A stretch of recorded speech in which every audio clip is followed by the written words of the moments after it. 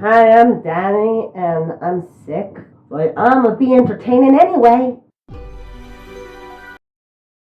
Stephen and Greg are washing the mayor's election mobile when Stephen gets his dad with the hose and cuteness ensues. The mayor doesn't like it, so Mr. Universe decides to make the wash free. This one's on the house. And the mayor drives away to an arrhythmic chant.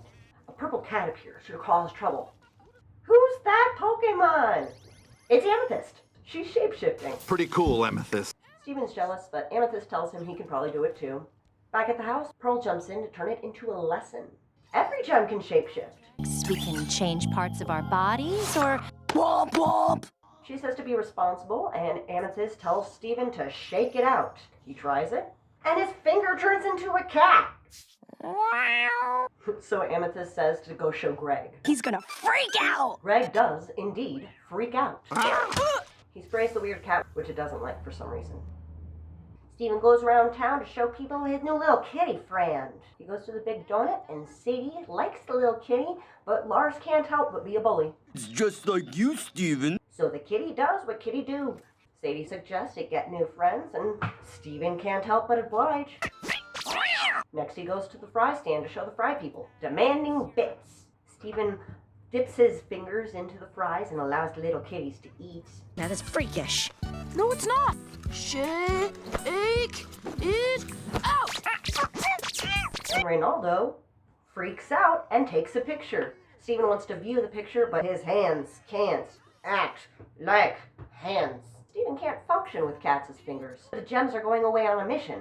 We're taking the gem sloop out to sea to fight a living island. It's an emergency. They have to go now, but they can't bring Stephen if he can't use his hands. We'll deal with Stephen when we get back. Pearl blames Amethyst, as everyone should. That's fair. While the gems are gone, Stephen doesn't know what to do. He tries to will the cats away, but they end up just spreading more. He's lost control, and there's no one to help. Amethyst! Pearl! Better ask Greg what to do. He knows about magic, right? After another brief freakout, Greg tries to pull his son out of the mass of cats. But they're part of him. Stephen's convinced that his life as a real boy is over. But wait, the cats don't like water.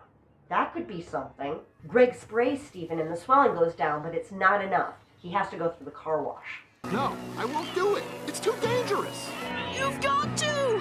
Greg bravely turns it on, and Stephen moves through. It works. The gems return from their mission ready to get Stephen out of the situation, but he's already okay. Pearl tries to take credit. Her proverbial hand is proverbially smacked. Garnet says no. You should have a little more faith in Stephen. And then we get cat pumped into the credits. But I'm feeling much better, meow! Eh? What's the matter? Should I get out of here? Is there gonna be an explosion? Poor Greg. He's knee-deep in gem crap, and no one told him to pack his waders. And Amethyst won't stop messing with him. She freaks him out as a cat, and then sends Stephen to do the same thing. You know, Amethyst, you're lucky that Greg's a nice guy. And is afraid of magic. Hello? Who's there? Hey, Petey's an official cashier now. He does a great job, even if he does try to resist the bits. Take my job seriously. Please, use the actual menu. Never resist the bits. And Ronaldo finds his voice. I hope he got pictures of Frybo last episode to put onto his blog. It's my blog! Keep, beach, city, weird! Stephen's such a good sport, too. I agree, we should keep Beach City weird. It goes to show. Finally, someone calls Pearl out.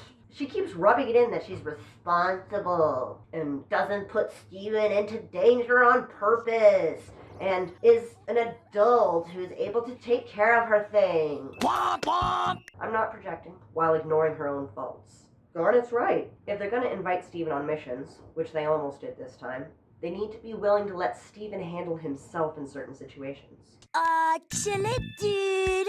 That being said, maybe it's best to teach student drivers where the brakes are before you teach them how to go. I see what they were trying to do about foreshadowing that the cats don't like water, but shouldn't this shot make the first cat disappear on contact?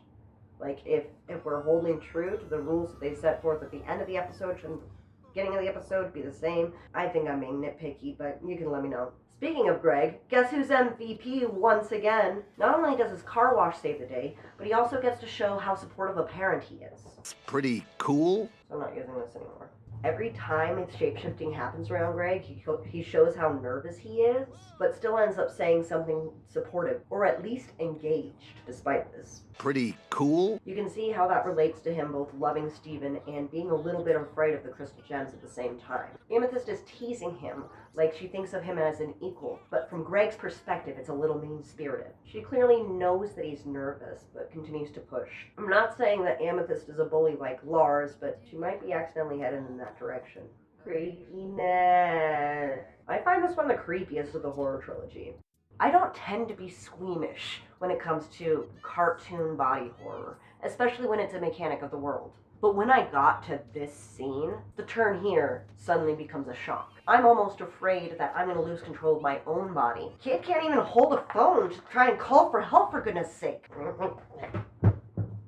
And then his whole body starts morphing, turning this into a proper B-movie. Dead things are taking over my body! I'm no movie buff, but even I can see inspiration from things like The Thing. It's amazing that they were able to both keep this inspiration and portray it within a kid's cartoon in order to make it palatable for younger audiences. Cartoon Network has always struck me as uncomfortable to watch. I don't like uncanny cartoons made for children, mostly because I don't think that child audiences are able to, or even meant to, understand what's going on. Compare two kids shows. Big Comfy Couch, a live-action but whimsical show meant to teach and provide lessons. Compare that with The Grim Adventures of Billy and Mandy, a whimsical but mindless cartoon made to get reactions. First, Big Comfy Couch is not in Cartoon Network, obviously it's live action. I can't see myself learning anything from the Cartoon Network show, but you know I still participate in 10-second tidies. 10-second tidy! This particular episode toes the line between teaching a child a lesson and swimming in the uncanny valley. It took me a while to really learn to appreciate the Season 1 horror trilogy. It used to come across like one of those classic Cartoon Network show episodes.